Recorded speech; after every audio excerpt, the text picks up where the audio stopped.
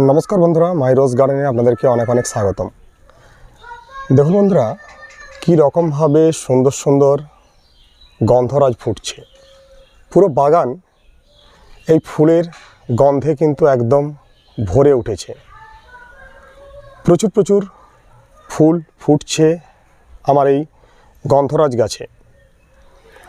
এর আগের বছর আমি কিন্তু গন্ধরাজ গাছে তেমন একটা ফুল পাইনি, বিশেষ করে কুঁড়ি ঝরে যাচ্ছিল বা প্রথম দিকটাতে কুঁড়ি আসছিল না, এরকম বহু প্রবলেম আমাকে সেই সময় ফেস করতে হয়েছে।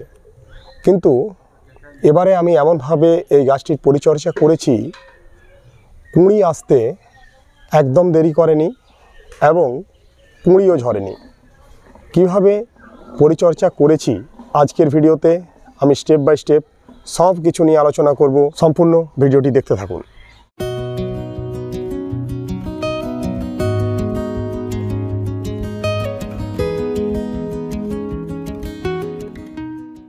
দেখুন বন্ধুরা, এবছর গন্ধরাজ গাছের পাতার গ্লেজটা, গাছ যদি এতটা সুন্দর আমরা করতে পারি তাহলেই আমরা ভেবে নিতে পারি সেই গাছ থেকে কিন্তু আমরা প্রচুর প্রচুর ফুল পাবো।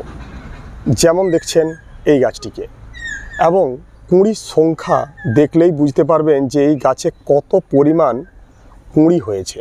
প্রত্যেকটা ডালে ডালে কুঁড়ি হয়েছে এবং প্রত্যেক ডালে ডালে এতটা পরিমাণে কুঁড়ি হয়েছে যে শেষ পর্যন্ত যদি এত পরিমাণে ফুল ফোটে তাহলে কিন্তু পুরো গাছটাই কিন্তু সাদা হয়ে যাবে।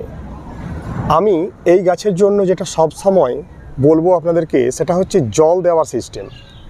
এই গাছে বেশি পরিমাণে জল দিলে কিন্তু কখনোই এই গাছে ঠিকঠাকভাবে কিন্তু আপনারা কুঁড়ি আনতে পারবেন না। জল অবশ্যই আপনাকে বুঝে সুঝে দিতে হবে। যারা টবের মাটিতে এই গন্ধরাজ গাছ করছেন তাদেরকে বলবো একদম মেপে জল দিন, দেখবেন গাছে কুঁড়ি আসছে এবং কিন্তু কুঁড়িও ঝরে পড়ছে না। এই গাছকে রাখতে হবে একদম ফুল সানলাইটে।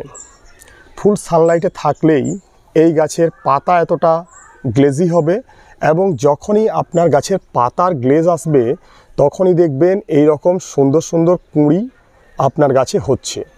কুঁড়ি ঝরা আটকানোর জন্য আমি ওষুধ বলে দেব, ট্রিটমেন্ট বলে দেব। সেই রকমভাবে আপনি পরিচর্যা করলে অবশ্যই আপনার গাছে একটা কুঁড়িও ঝরবে না। এই গাছকে আপনারা ফুল সানলাইটে রাখুন, তাহলে দেখবেন গাছে প্রচুর কুঁড়ি আসছে।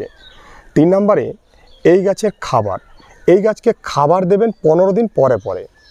খাবার হিসাবে আপনারা কোনো জৈব সার দিতে পারেন, আবার রাসায়নিক সারও দিতে পারেন।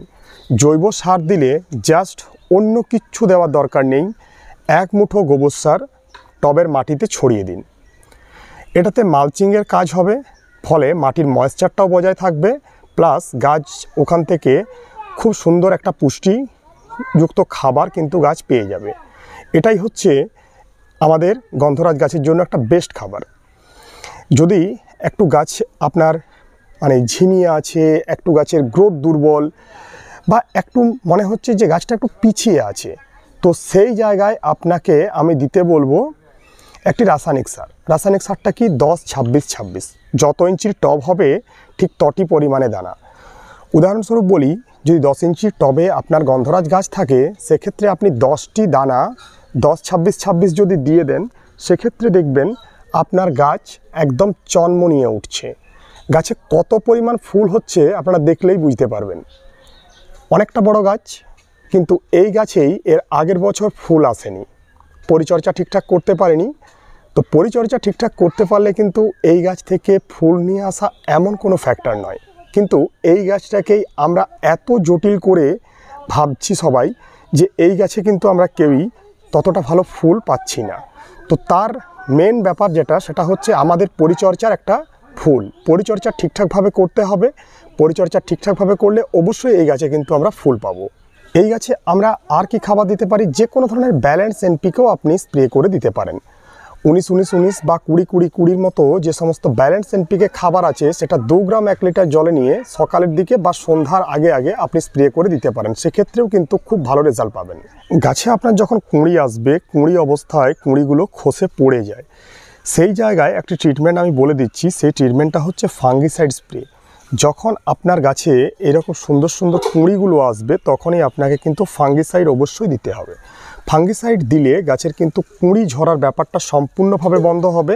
ফাঙ্গিসাইড হিসাবে আমি স্যাপ পাউডার ইউজ করেছি 2 গ্রাম 1 লিটার জলে নিয়ে আমি বিকেলের টাইমে এই স্যাপ ফাঙ্গিসাইডটি দিয়েছি। এই স্যাপ ফাঙ্গিসাইডটি দেওয়ার ফলেই কিন্তু আমার গাছের কুঁড়ি ঝরছে না, প্রত্যেকটা কুঁড়ি থেকেই কিন্তু সুন্দর সুন্দর এরকম ফুল আমি পেয়ে যাচ্ছি।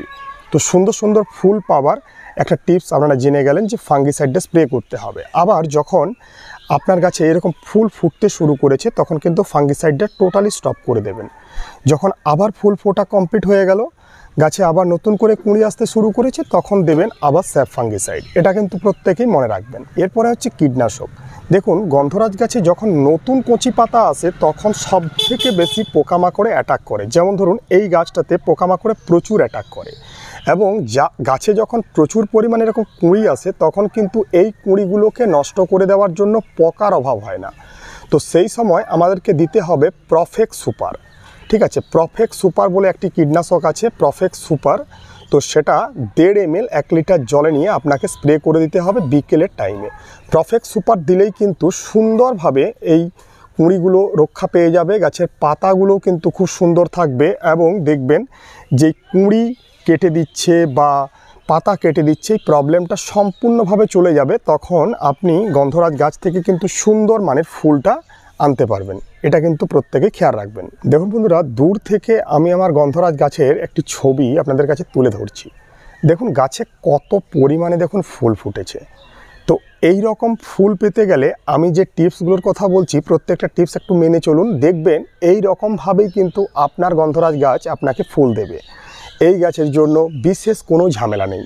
এবারে বলবো, এই গাছে কুঁড়ি আসছে না বা এই গাছের এই কুঁড়িগুলো ঝরে পড়ে যাচ্ছে, তখন আমরা কি করব। তখন আমাদেরকে একটি ম্যাজিক স্প্রে করতে হবে। ম্যাজিক স্প্রেটা কি না, এটা একবারই করতে হবে, একবার করলেই খুব ভালো রকমের কাজ হয়ে যাবে। ম্যাজিক স্প্রেটা হচ্ছে বোরন 20। বোরন 20 নেবেন 2 গ্রাম। দ্বিতীয়ত নেবেন মিরাকুলান পিজিআর, সেটা নেবেন 2 ml, এবং তার সাথে নেবেন ম্যাগনেসিয়াম সালফেট। ম্যাগনেসিয়াম সালফেট হচ্ছে 2 গ্রাম। এই 3টি জিনিসকে 1 লিটার জলে ভালোভাবে গুলিয়ে নিয়ে যদি আমরা স্প্রে করে দিতে পারি, সেক্ষেত্রে কিন্তু আমাদের গাছের কুঁড়ি ঝরার ব্যাপারটা সম্পূর্ণ বন্ধ হয়ে যাবে, এবং আমাদের গাছ কিন্তু এই রকম সাদা ফুলে ঢেকে যাবে। এই ফুলের গন্ধে পুরো বাড়ি আপনার একদম সেন্টেড হয়ে যাবে, কারণ খুব সুন্দর একটি গন্ধ আছে এই গাছটির। এটা হচ্ছে আমার একদম দেশি ভ্যারাইটির। বিদেশি ভ্যারাইটির যেগুলো গন্ধরাজ, সেই গন্ধরাজে কিন্তু এতটা ভালো সেন্ট থাকে না, কিন্তু এই গাছের সেন্ট মারাত্মক রকমের। তো এইরকমভাবে পরিচর্যা করুন। ম্যাজিক যেটা আছে সেটাও আপনাদেরকে বলে দিলাম, এবং A to Z যেগুলো প্রয়োজন হবে সেগুলো বলে দিলাম। ছোট্ট একটি ইনফরমেশন বন্ধুরা, আমি বাগান করতে গিয়ে অনেক রকম সমস্যার সম্মুখীন হয়েছি, তাই সে কথা মাথায় রেখে আপনাদের জন্য বাগান করতে যাতে আরও একটু সুবিধা হয় তার জন্য আমি একটি কুরিয়ার সার্ভিস চালু করছি, যেখানে সব রকমের প্রোডাক্ট আমি পাঠাবো আপনাদেরকে। একটি ছোট্ট অনুরোধ বন্ধুরা, যারা চ্যানেলে এখনও সাবস্ক্রাইব করেননি তারা প্লিজ চ্যানেলটিকে সাবস্ক্রাইব করে আমাদের চ্যানেলের পাশে থাকবেন। ধন্যবাদ বন্ধুরা, প্রত্যেকে ভালো থাকবেন। আজ এটুকুই।